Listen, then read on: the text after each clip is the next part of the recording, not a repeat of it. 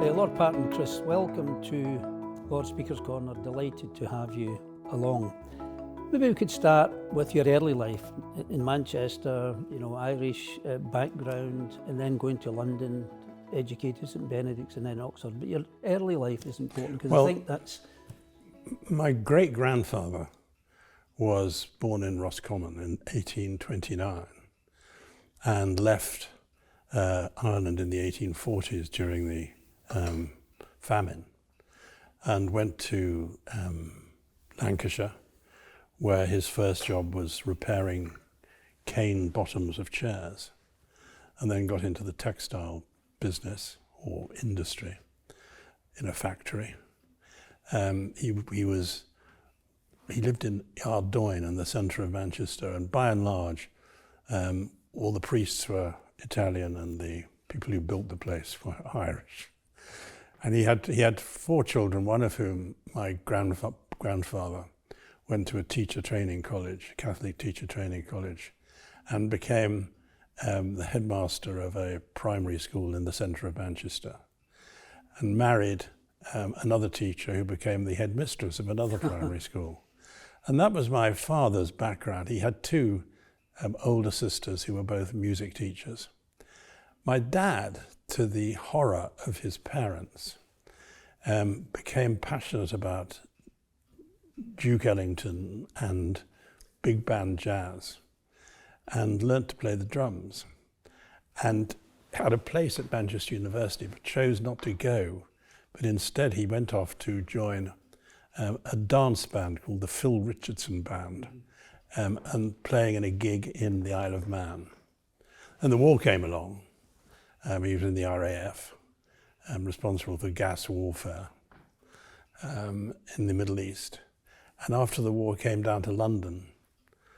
He'd married my wife when he was still playing in a band. They met at a gig in Exeter at the Rougemont Hotel, which I once stayed at a few years ago. And they came down to London. They bought one of those slightly gimcrack houses built along the arterial roads out of London. I was brought up there in Greenford, which is the less salubrious part of Ealing. I don't mean that in a critical way, but it's just not quite as posh.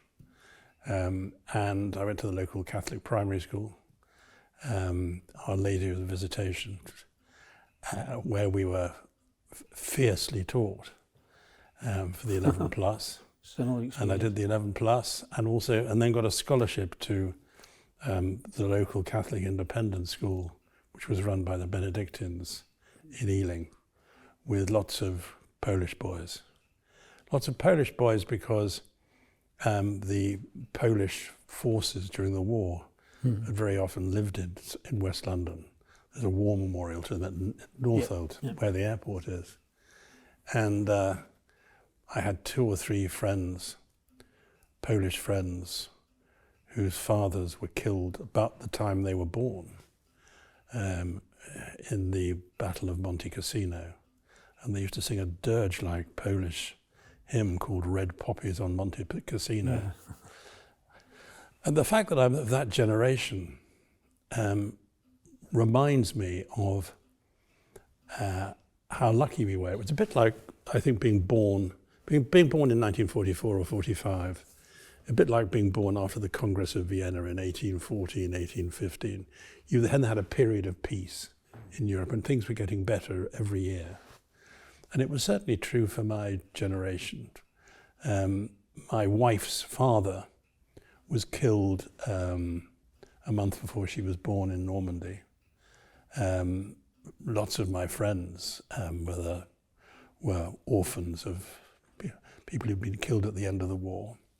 And my birthday on the 12th of May 1944, I now discover, having just read an excellent book by Jonathan Dimbleby on 1944, my birthday was on the day that the German forces were driven out of Crimea. So there's a sort of awful symmetry, the way that things come round and round and round. So I was born at a lucky time and grew up hugely happy at school, at home, a Catholic family, not sort of over the top religious, but my dad was a member cradle of, Catholic. Yeah. My mother had to. I mean no disrespect to her, but I don't think religion played a hugely important part in her intellectual processes. But she became a Catholic to marry my dad, who'd horrified her parents, whose daughter was going off with not just a drummer in a band, but a Catholic Irish drummer in a band. So, but my dad, when we were growing up, we went to church every Sunday and to rosary retreats. And my dad used every Sunday afternoon to visit. He was a member of the St. Vincent de Paul Society, to visit the local That's for the poor, collection for the poor. Yeah, to visit the local mental hospital in Hanwell, where his favourite patient, friend, was believed very strongly that he was Napoleon. So my dad was one of the world's experts on Napoleon. We would have conversations with this poor fellow. So that was my background. But you excelled at school, and you had a scholarship to Oxford where you read history. And I think you said you weren't involved in politics at Oxford at all. You had Christopher Hill, the renowned Marxist historian. So when you left Oxford, not being involved in politics there, was it a toss-up between the Conservative and the Labour Party? Well, I think it's probably true to say that. And I wasn't a Conservative ideologically. Indeed, the reason I think why I leant in the Conservative direction was precisely because I was suspicious of ideology and systems. But I got into politics entirely accidentally. I had a scholarship to America. While I was over there, I got involved in a political campaign, a Republican candidate who subsequently became a Democrat called John Lindsay for mayor of New York. Oh, yeah. And I had the job of covering his conservative with a small c opponent, a very American conservative called Buckley, who was a sparring partner of Gore Vidal, and said memorably, because he was editor of a paper, William Buckley, wasn't he? Yeah, he was. He was. New York was in a terrible state, and when he was asked what he would do if he won the election, he said the first thing I would do is demand a recount. But that got me interested in politics. I was supposed to be joining the BBC as a graduate trainee, but that wasn't starting until the year after I got back from America. So I had some time to fill in, and I was told about the Conservative Research Department, which recruited people to do the sort of thing I'd been doing in America.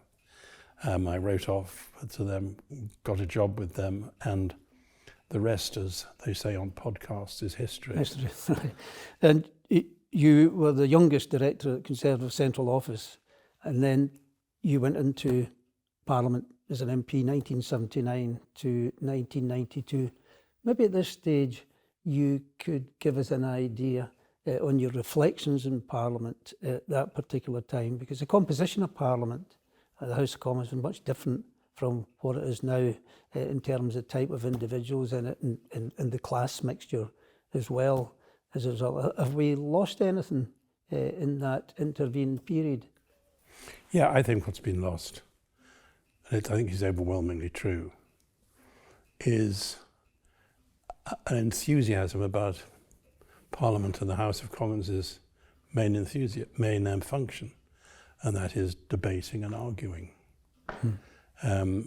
My best friends, one of whom, Tristan Garrell-Jones, died a couple of years ago from smoking. My best friends and I, William Walgrave, John Major and others, all taught ourselves to speak, and to speak without reading it out. And if we'd just stood up and read things out, George Thomas wouldn't have called us again. He was a wonderfully slightly camp, improbably Welshman, but very, very strong supporter of you if you could hold the House. Mm-hmm. When I now see people getting up to ask a question and saying, could the Prime Minister tell us when he's, it's terrible. let alone speaking. And that's served me extremely well. In some respects, too well. I was sometimes able, making a speech, to get away with things just because didn't have a text or didn't have notes. But we certainly, Matthew Paris, for example, made the best maiden speech of my generation, and that was just delivered without any notes. And I think that we used to attend the House more. George Thomas wouldn't call you if you hadn't, been in debates for a bit. And I think that's pretty well gone now. And I suppose people feel that a 2-minute interview on the Today programme is going to get them more attention than how they perform in the House. But I've got no doubt at all that the fact that we learnt to perform well was one of the reasons why we got promoted really, really reasonably quickly, despite the fact that some of us were critical of Margaret Thatcher. Mm-hmm. Yeah. You have said that both main parties now have corroded themselves as a result of an excess of internal democracy.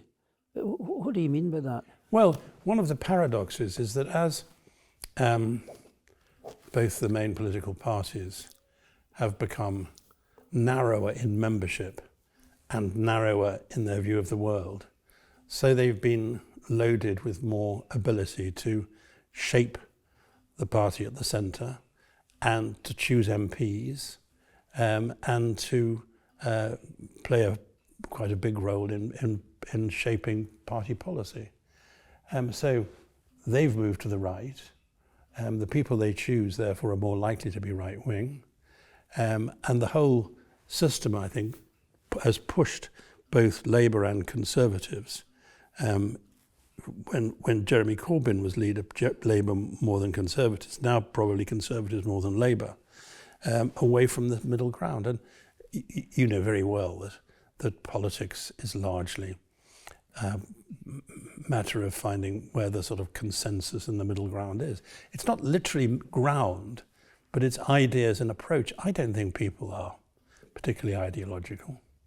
I think they vote Conservative mostly because conservatism has been a sort of attitude, a way of looking at the world. And I think that's what's the main reason why the Conservative Party has been in power so often. I think Sir Keir Starmer sort of understands that, and people around him certainly do. People like Wes Streeting, who I find immensely impressive. I read his memoirs and heard him speaking about his memoirs at a book festival we were both speaking at in Wells, and then spent part of the weekend with him, and I thought he was a very, very impressive guy, and not easy coming from a working class background like that and being gay. I mean, this is not easy. Yeah, absolutely. You've also mentioned that the sort of most important domestic question is why so many people fallen behind educationally, financially, the wealth gap, and importantly in esteem. Was there, if you like, more of Butskinism when you were in Parliament at that time, that these issues were given a bit more attention? Yeah, Rab Butler, who was one of my heroes. Oh, you had photographs of him in your wallet I did. when you were a minister. He once said he was, we'd been helping him with a speech at his country house with a wonderful garden, wonderful Gertrude Jekyll herbaceous borders.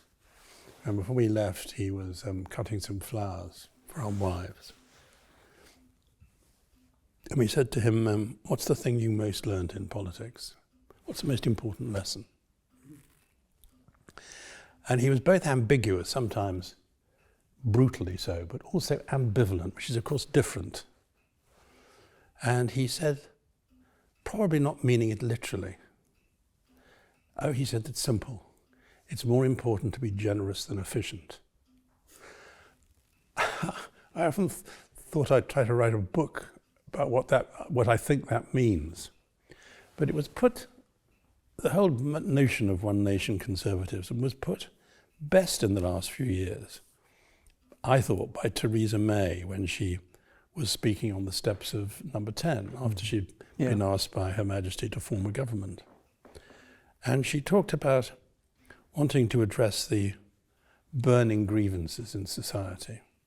She talked about the fact that the justice system was loaded against people who were black. She talked about the fact that the boys the people least likely to go to university were working class white boys. She talked about the fact that if you looked at all the professions, there was hardly anybody at the top of any of the professions who'd been to a state school. She talked about all those things, and I thought it was a pretty good description of what one nation Toryism should be. So it hasn't completely died, though you might take a different view judging by what's happened in the last few weeks. And I think it's the important thing about it was that it did speak to, I think, some of the fundamental views of people in this country. I think we are a pretty moderate country. I think it's why we haven't had much in the way of revolutions. I think even when it comes to things like free speech, we tend not to want to take it to extremes. The greatest conservative political thinker was Edmund Burke, who said, liberty must be limited in order to be possessed. And you look at Musk today, you look at Telegram and X, and you think they're very good arguments, not for getting rid of or attacking free speech, but for actually putting limits on what people can say in terms of hate speech, in terms of spreading disinformation. So I think Britain has been traditionally a moderate country, and when it wants change, on the whole, it votes Labour. Mm-hmm. Yeah. You mentioned about the system of government, and you said that it needs restored completely to ensure a vitality, which is missing at the moment. And also, you said it's the most over-centralised area. Now, coming from Scotland, I'm very much aware of that particular issue. And when you're Environment Secretary, you said a lot of the decisions you take should have been taken by local authorities. And Downing Street itself, with a Prime Minister, given the range of issues he or she has to take, it would seem to be distracting from the strategic aims of the country. Yeah, I think all that's true. And I particularly felt it when I was Environment Secretary, which was at that stage the biggest domestic department. I had 7 junior ministers. And I would go home in the evening and I'd divide my box between the things I could do in the evening, given that I probably had a drink or two at dinner, and the things I would have to get up early in the morning to do. And every night I would probably have 4 or 5 hours work. And so much of the time I was taking the sort of decisions on planning or housing, which should have been taken by local government and would have probably been better taken. It would, of course, have meant there were disparities in service around the country, but that if people want that, they can vote for it. Mm.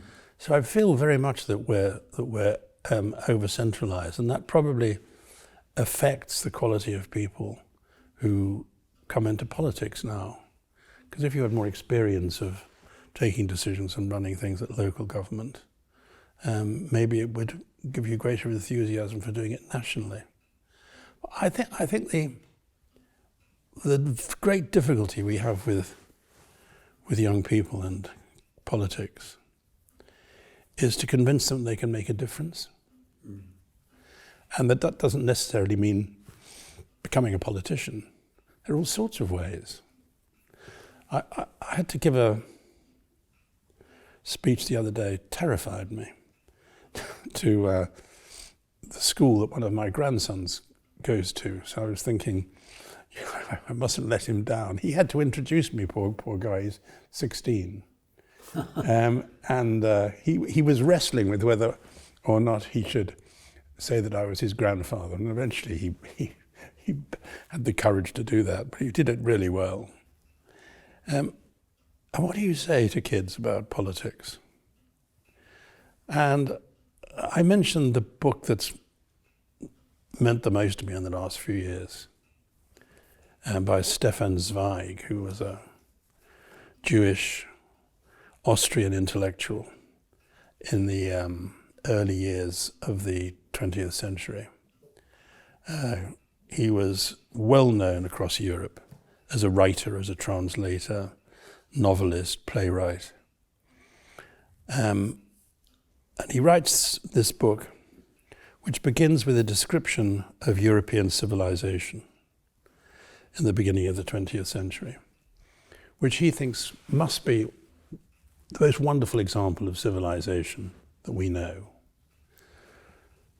And then he goes on to talk about the 20s and 30s, and particularly as a Jew, and the way that's being gradually undermined and shredded by fascism and class conflict.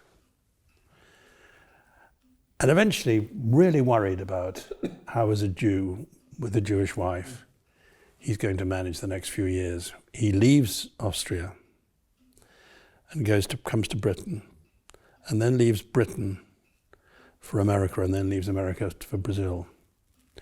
And he writes this book called All Our Yesterdays, which begins with this lyrical description of European civilization, and then his fears about what is happening to it. It can never be the same again.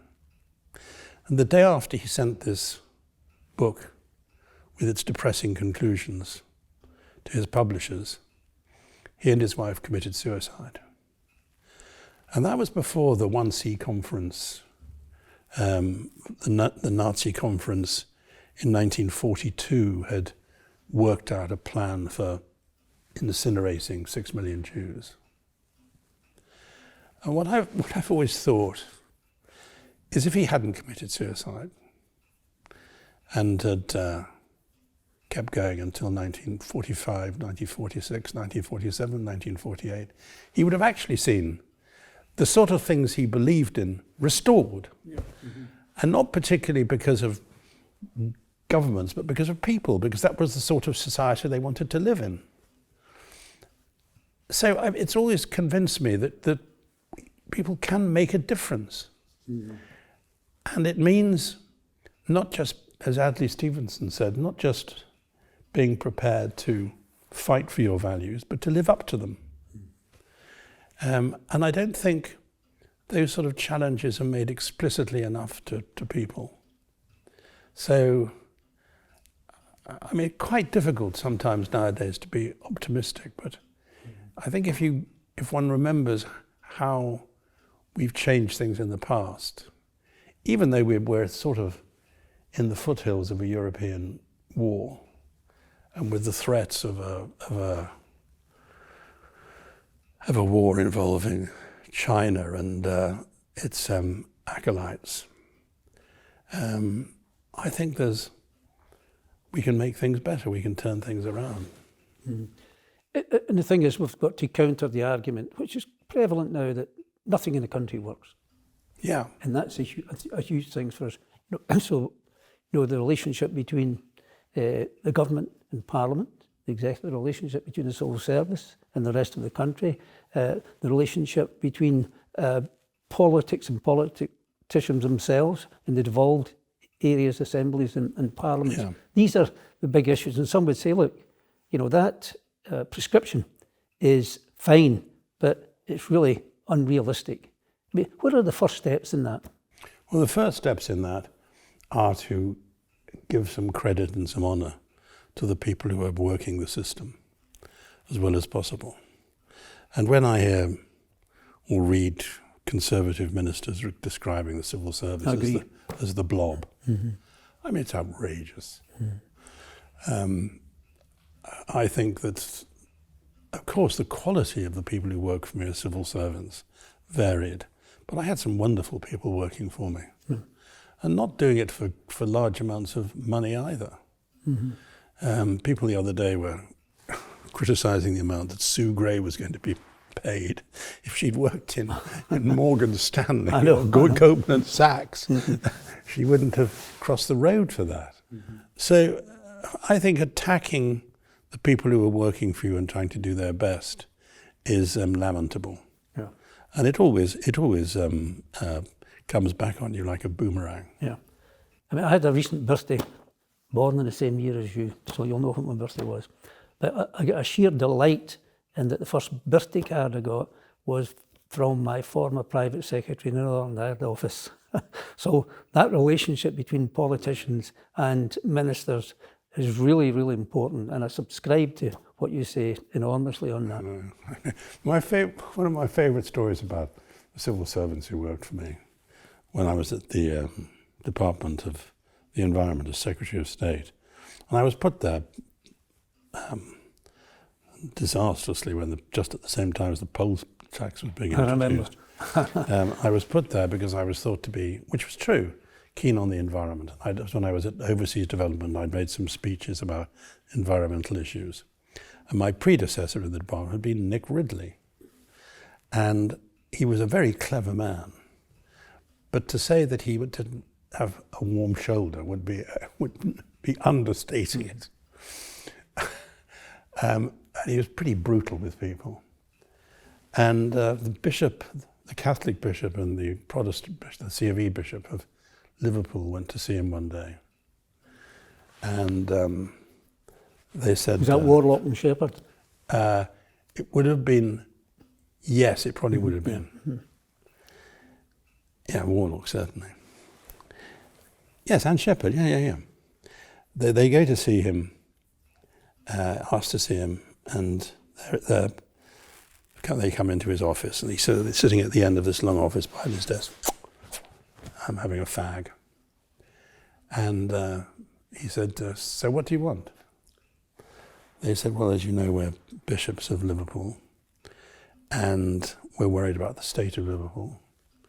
And your predecessor made clear that one of his responsibilities was Liverpool. And we just wonder if you feel the same way and whether we can help you do something about Liverpool's challenges. So they said, so do you regard yourself as responsible for Liverpool? And he said, I suppose so. I'm responsible for most things. He said, I'm responsible for sewage sludge, and I'm responsible for preserving the natterjack toad. So I suppose Liverpool, yes, that fits in. And coming away, these outraged, decent bishops, they're being shown out by a very, very nice man who subsequently became the head of communications when I was Secretary of State, who was in Ridley's private office. And as they're walking down the corridor from his private office, he seizes the taché cases that both of them are holding. And they say, what are you doing? And he says, I just want to carry them for you so that somebody's been well-mannered and decent to you today in this building. Yeah. And, in fact, Michael Heseltine was in the chair a number of months ago. And as you know, he was very active in Liverpool. Yeah. And he said to me, Liverpool changed me. And he said the biggest compliment I've ever had was getting the freedom of the city of Liverpool alongside the Labour mayor at the time, Joe Anderson. Yeah, I mean, Heza, I've only disagreed. We didn't agree entirely on Hong Kong, on China and Hong Kong, but he's been a friend and a very, very, very straight. I mean, if he loses an argument, he doesn't leak afterwards and all that. And I think it's not entirely the same as my approach to politics. It's more sort of slap, bang, wallop. But my goodness, he makes things happen. Mm-hmm. You look across his political career, and I think the way he could, with big schemes, make them work and transform parts of the country, or transform thinking in some respects, I think it was amazing. Mm-hmm. I think he's formidable still. He's I think 92. He's formidable. I mean, in arguing the case of one nation conservatism or whatever. He'd have been a pretty remarkable prime minister. It would have probably been great. It could have been. Probably it would have been great. Yeah. You've stated that the biggest question for us as a nation is immigration. And you recalled your time in hospital and intensive care. And I think the team that were caring for you was about 16 in number, but only one was from the United Kingdom. Yeah. So what advice do you have for people in this? For example, at the moment, some people are saying, look, the ECHR is an impediment to us. Let's abolish that. The Refugee Council, we pull up the drawbridge. Look, this is going to be, if we think that there's a big issue now, it's going to be much bigger. When you look at the demographic pressures from Africa, the poverty and the numbers, with populations increasing while the economically active population in Europe is going down. And the first thing is we can only actually deal with these issues if we work together, if we work with other countries. That's why the European Convention is so important.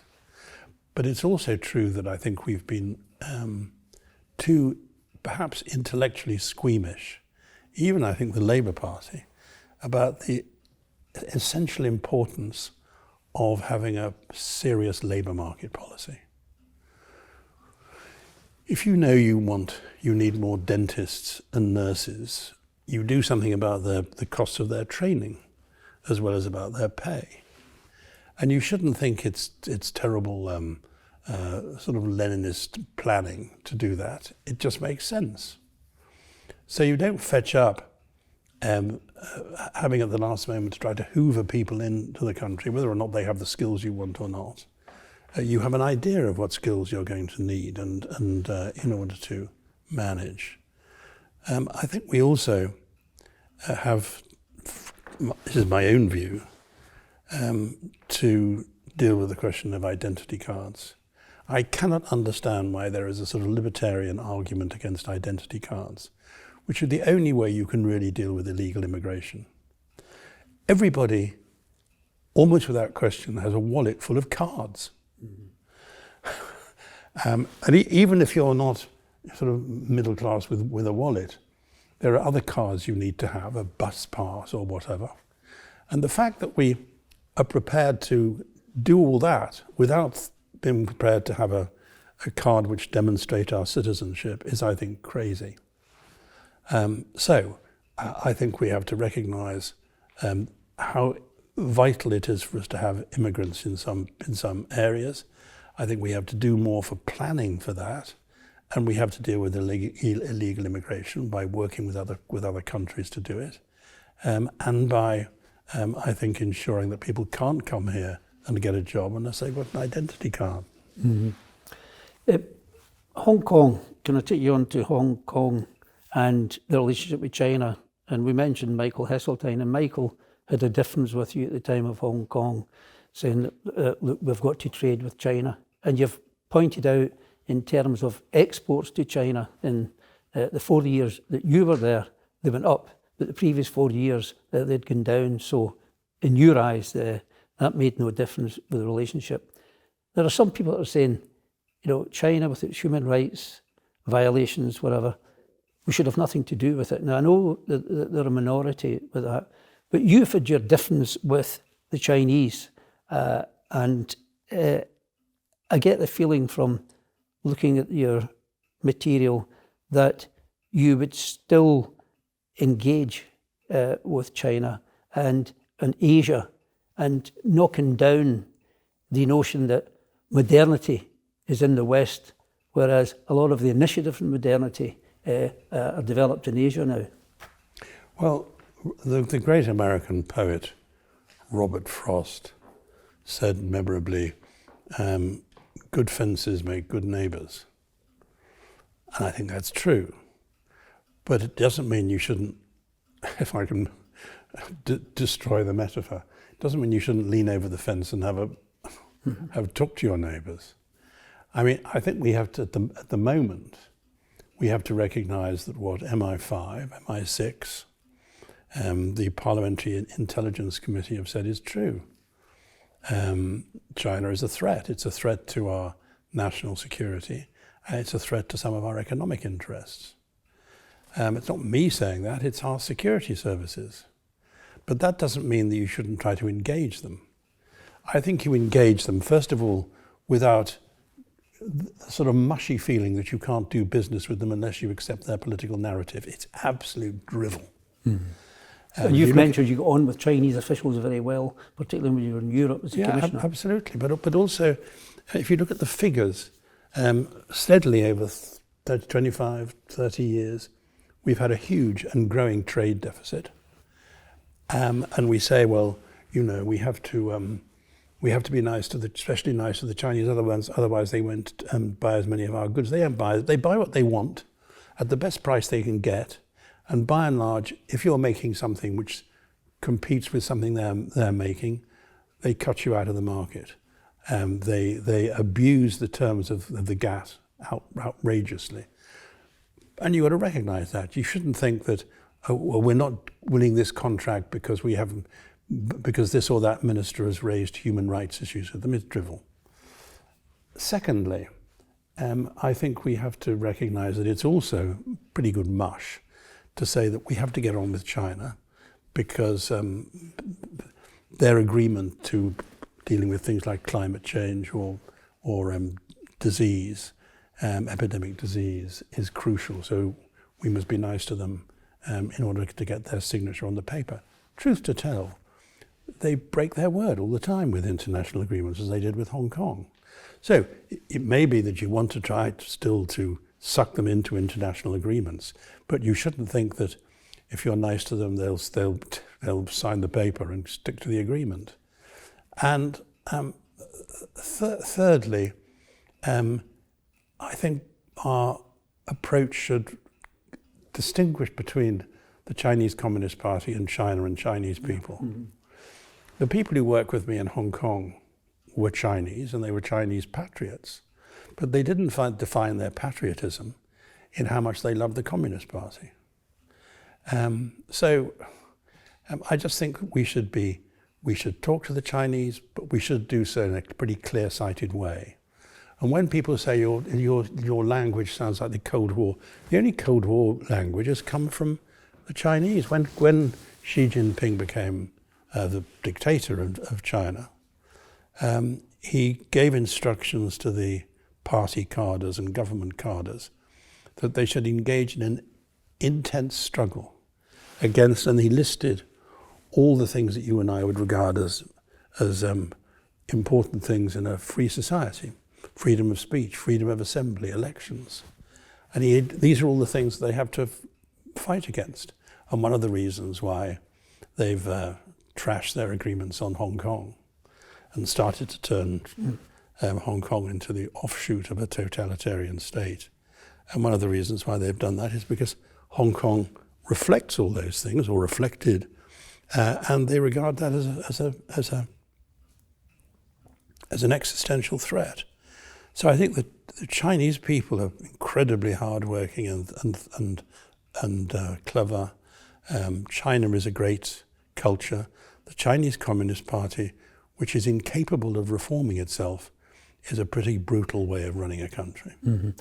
If I remember correctly, after you were Governor of Hong Kong, you were invited to Peking to give a lecture to the Communist Party about communism in the 21st century. I found that quite amusing, particularly when they said about you that you think like a Buddha. Sorry, you speak like a Buddha, but think like a serpent. So you're an enemy in some sense, but you're still engaged in the communication. It was quite funny when I was a European Commissioner, and but immediately after I'd been in Hong Kong, and when they'd been vilifying me as a sinner condemned for 1,000 years and all that. And the then Chinese Foreign Minister came to see me in Brussels. And he came into my office, and we were making sort of polite chat, and then he looked at the walls, and there were photographs of all my daughters on the walls. And he said, "Your daughters," he said. So I said, "Yes." He said, "How come such beautiful daughters have such an ugly father?" And the ambassador, the Chinese ambassador, I thought was going to go through the floor and was saying, the minister is making a joke, the minister is making a joke. So just before he left, he very solemnly read out a piece of paper. And he said, you should know that the Chinese leaders have considered your situation, and they've decided that you're a cause of concord, not discord. After the meeting, the Chinese ambassador phoned up my chief of staff, my chef de cabinet, to say, did you get that down? Did you take that down correctly? But you know, they quite respect you if you say what you think, and not downright rude, but I think it's awful to think we can only do business with China if we accept that they have a sort of mandate of heaven. Their view of an international world order is one which is in their own interest. And we've got to actually deal with China and Russia and the so-called crinklies, China, Russia, Iran, North Korea. We've got to find a way of dealing with them which doesn't permanently divide the world. And one way in which we have to do that is by being as good as our word. When we talk about international order, when we talk about an international rule of law, we should actually show that we mean that. And I don't think that's happening at the moment. Mm-hmm. Okay. Could I take you on to Northern Ireland? And you mentioned that when Reggie Maudlin was the Home Secretary in the 1970s, he went across for his first visit to Northern Ireland. And when he got on the plane, he asked for a stiff drink and said, "What a bloody awful place this is." And I quote. Now, since then, with yourself and others there's been an empathetic engagement. So did the Tory party change in its attitude? And did your Catholicism assist you in your duties as a minister and then looking at the police force? I think it probably did. It led to me being called by the Paisleyites Minister of Treachery. But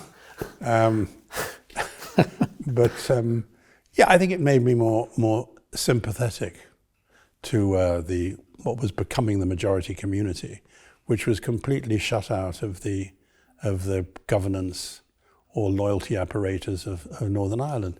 Northern Ireland was a disastrous series of errors by the British political establishment. We tried to ignore that it existed. And you remember when you and I were younger, that here and elsewhere, there were endless criticisms of the Americans for gerrymandering boundaries in the South, in the southern states, and to ignoring the race issue. We were doing that in Northern Ireland. While we were scolding them, what was happening to the constituency boundaries and so on in Northern Ireland? Yeah. And we looked the other way while half the community was being shut out of decent housing and jobs and so on, quite deliberately. And I think we started with after the beginning of the so-called Troubles, we began to address that. And I think there were some very good ministers sent over to Northern Ireland, like Willie Whitelaw, like Richard Needham, Jim a Pryor. friend of yours. Richard Needham was a friend of mine. Did a fantastic job in Belfast and in Derry, Londonderry. Yeah, but that was your genius, Derry. Londonderry, city of Derry. Yes, exactly. And I got into. I was scolded in a Times leader for that, for allowing the city council, when it became SDLP, to do what the law had said it could do, which was to just determine what its name was. But it seemed to me that the fundamental point about the Good Friday Agreement, which was hugely wise and a great tribute to all the politicians involved in it, including Bertie Ahern and the Republic, was a recognition that to have a peaceful future, you could allow the Catholic Republican community not to feel obliged to honour the what appeared to be the marks of a Protestant unionist state. And in return, they would give an assurance that they wouldn't try to change the state violently, but only through the ballot box. And that was the deal, I think. And dual identity, Republic of Ireland citizenship and UK citizenship. Yeah. So you could be a citizen of Northern Ireland and want to be have an Irish passport. And that was for me a fundamental point when I was asked to look at the question of policing and the security services in Northern Ireland, and to create a police service which the whole community could trust, to take policemen out of the firing line, and to encourage more Catholics to join the police service. And we were really successful with that. It wasn't... It was universally acclaimed, the work you did there. I could say because of the empathetic approach that you had, and you subjected yourself to go around the whole country talking to little fora of meetings. And I was touched by one of your comments, because your experience was similar to mine, because I was on duty the weekend of the Omagh bomb. But you describe it as an old woman, and I quote, standing up the back and saying, "Mr. Patten, everything you said is okay," but then pointing the finger at the person in the next seat and saying, "That young man killed my son." Yeah. No, I mean, I think that a little of the same thing is true in Israel today, that people who don't know Northern Ireland don't realise the intimacy of the violence. It's a small country. Mm-hmm. And you're standing in the queue in Morrison's, and you look across to the next queue, and you can see somebody whose uncle killed your aunt, or whose son killed your dad. And that happens all the time. And I think recognising that, and recognising that identity politics can't be allowed to destroy the ordinary civility of life. The first decision I had to take when I was a Northern Ireland minister, I was presented with a paper which said that a very well finished Parker Morris standards and all that new housing estate had been completed, and they were trying to move Catholics and Protestants in. And they wouldn't move them in. They wouldn't go in unless there was a wall down the middle between Catholics and Protestants. And not only that, but they'd agreed they would put a wall, but now people were insisting that it should be higher. Yeah. Mm-hmm. And I said, you're actually asking for a higher wall than the Berlin Wall. And they said, well, that may be true, but unless you do it, nobody will move in. And very reluctantly, it was all against my liberal values, but I agreed to it. Then I went to a hospital. And I said rather nervously to the charge nurse, I said, have you had any casualties in recently as a result of the Troubles? And she said, yes, we had some Catholic kneecappings in last week. And I said, I heard my officials sucking through their teeth. I said, but you can't possibly tell the difference between a Catholic and a Protestant kneecapping. And she said, of course we can. She said, the Catholics use a shotgun and the Protestants use a Black & Decker drill. And I felt my stomach disappearing. But it was true. And it was quite, I mean, one of the most important experiences of my life, I think, being brought face to face with the horrors of ordinary life for a lot of people in Northern Ireland. And I think that one thing that Richard Needham did and others, and I tried to do the same, was to treat these issues as generously as possible, but be determined never to actually fudge the issue of whether it was okay to deny the identity of other people. Can I take you on to your faith, because you're very clear on your faith, And you say that my Catholicism is a fundamental part of who I am. And I think you're aware of, as you said, your voluminous evidence of the imminence of mortality. So that's bound up, obviously, with your Catholicism. But your view of the Church, and particularly Pope John the 23rd and latterly Pope Francis. I listened quite a number of years ago to your interview with Matthew Paris on Great Lives, and you mentioned John the 23rd, a roly-poly cardinal, exiled to Bulgaria, his boss in the Vatican saying, this guy has learned nothing. And then he goes on to establish Vatican II without telling the cardinals. Pretty smart politician. Yes, he was. And he was, I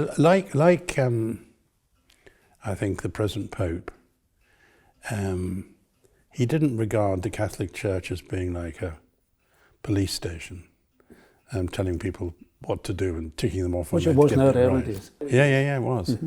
And I mean, I think it was this Pope who described the Catholic Church as being, or should be, rather like a field station, a field hospital, helping people deal with the complexities and difficulties and paradoxes of being human to get through these difficulties. John the 23rd did it in a wonderfully funny, outward-looking way. Talk about charismatic. I mean, he was terrific. I was very struck as well by.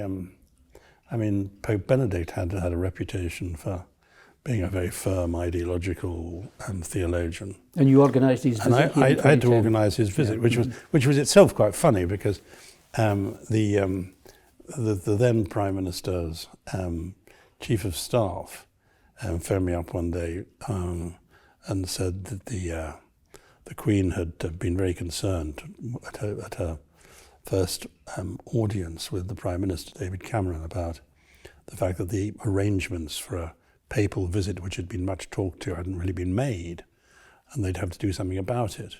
And the Chief of Staff said to me, Edward Whelan said to me, the Prime Minister wonders whether you'd be prepared to take it on. And I said, you must be joking. I can see all the complexities. And 2 days later, he phoned me back and said, look, I think we've got a problem. The Prime Minister has told the Queen you're going to do it. But I then found it a hugely engaging, and it was interesting to see attitudes to Pope Benedict changes during the course of his visit.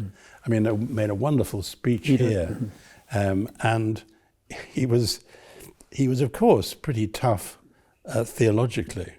But he'd been driven to the right after the Vatican Council because he was a teacher at a university, and he was horrified by the 1968 student. And he was a liberal rights. At Vatican II, wasn't he? Yeah, he was. He really was. But I think for the Catholic Church to believe it's there to be generous and not endlessly judgmental is terribly important. I'm delighted that one of my favourite priests, who's been a very important part of my life in some ways, has just been made a cardinal, Timothy Radcliffe at Oxford. Dominican, who was head of the Order of Preachers, who's a really wonderful man. He's the sort of reason why, if you didn't think you needed to believe in God and you met Timothy Radcliffe, you'd start to think twice about it, because he's such a wonderfully open-minded, decent man. So, yeah, it's been an important part of my life. I agreed to do a job in the Vatican to try to reorganize the communications department, and we actually produced rather a good report. And then it was given to a group of, dare I say, Italian clerics, and que sera, sera. But it was actually a wonderful political education working in the Vatican. I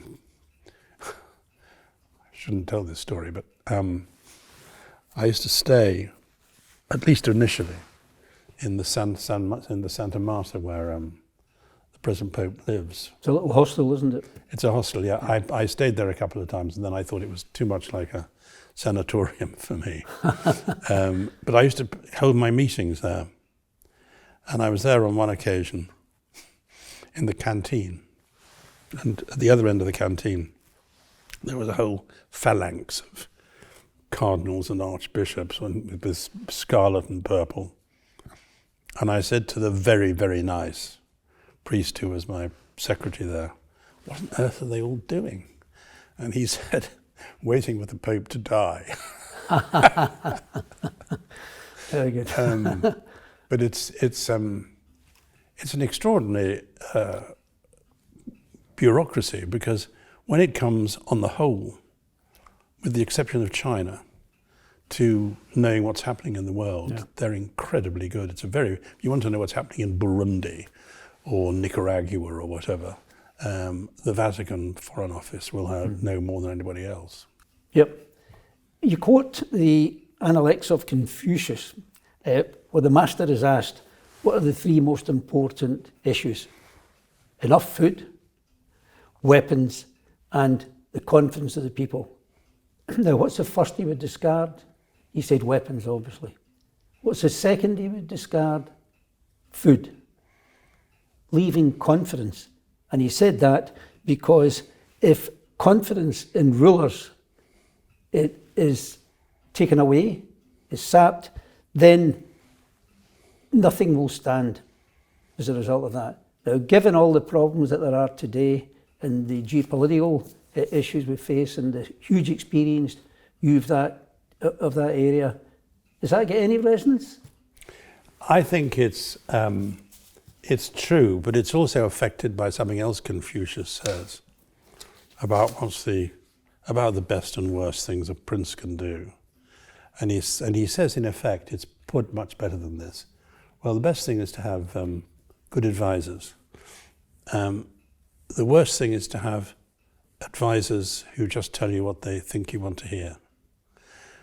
And I think the people who do that are least likely to understand the other bit of Confucian thinking. They've got lots of quotations of the Analects in some of my books. I will say the poet I quote most is Cavafy, who has said the most wonderful things about public life. So between them, I think they've given me a lot of inspiration. And when I stood down as as Chancellor of Oxford, I remembered I was reminded by a young English don, she's actually Greek, of a poem by Cavafy called King Demetrios, who when he steps down from the throne, takes off his robes and his purple buskins and puts on his street clothes like an actor and goes off into normal life. And I think it's hugely true, and I don't think you can go on pretending that you're grand and important. I think that a certain amount of humility and normality are good for you. I think in some jobs in politics you can get terribly spoiled. Mm-hmm. Yeah, absolutely. So quite a humble comment to near end with the result. We haven't mentioned the House of Lords, and you said it's got a hazy view of what its future should be. So do we want to park that? We've enjoyed the conversation today. Are there any comment you want to make? Well, what has always worried me is that reforming the House of Lords can't be done unless the House of Commons agrees. And the House of Commons is always likely to be very reluctant to make the House of Lords more credible. And I'm not quite sure how those things balance out. I think there are some things which the present government can and will do, which would still leave an unidentifiable House of Lords. but probably not enough to make it seem, to give it the political force which it needs to really take on the government sometimes. I think the thing that's most disappointed me was when I used to take more of a part in the House of Lords during the Brexit debates. And we'd win argument after argument. And then things would just simply be put back without much discussion when they went back to the House of Commons. The thing which I've found most impressive are the contributions made by the crossbenchers, by some of the lawyers and the crossbenchers and so on. Really good speeches, really well done. Much better debates than you get in the House of Commons. Yeah. Although, looking back, I heard some great speeches in the House of Commons. I think Michael Foot's speech on the Saturday of the Falkland Islands War was an astonishing speech. And Ron Brown lifting the mace, I don't know if you were there at the time, but there was a debate on it, and we thought, well, this is really going to be boring. But Foot and others participated, and it was a fantastic debate about the Constitution and the powers, limits of the House of Commons, whatever. Yeah. But I think it's, going back to what I said earlier, I think it's very important that people in the House of Commons and in the House of Lords should recognise the importance of argument in order to But you've said there's a difference between argument and quarrelling. Yeah, absolutely. Mm-hmm. Absolutely. I think it's important to remember that. Very often you can have hugely robust arguments with people who are your best friends and Absolutely. Mm-hmm. and avoid it being a quarrel. You've just given up after 21 years as Chancellor of Oxford University. What did you learn, and what's the place of universities in the world? Well, I'm the first Chancellor to resign while alive, as it were, Your boots are on. since 1715. Otherwise, they've always died in office. I wanted, as I said to them, I wanted to leave with a farewell dinner rather than a memorial service. I think what I learned was two things. First of all, how universities, and it was true in my case, can transform lives. And I was extremely lucky to begin my life at Oxford and to end it with the responsibilities I had in Oxford. Secondly, I always shudder when people talk about a good university as simply being about being able to make more money as a result of a degree. Higher education is about much more than that. It's about developing your personality, your interests, your moral sense.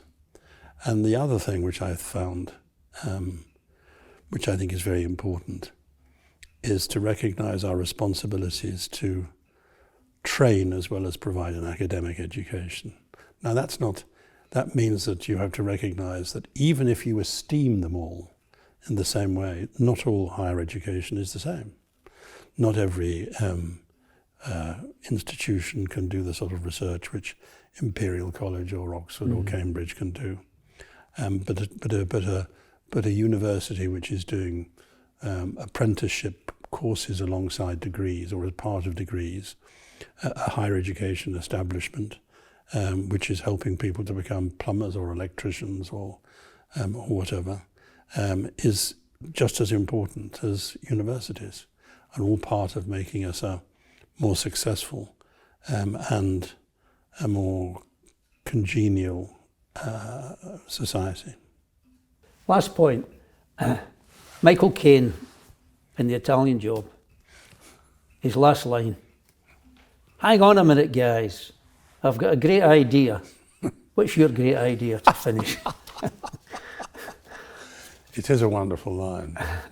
And I think I used it in relation to people's arguments that we should get out of the European Union. I think I don't think mine is a great idea. I think it's what I said earlier, though, which doesn't sound very profound, is that people can make a difference. And it's very important to give as many people as possible the chance of making a difference, which means, for example, looking very hard at our education system.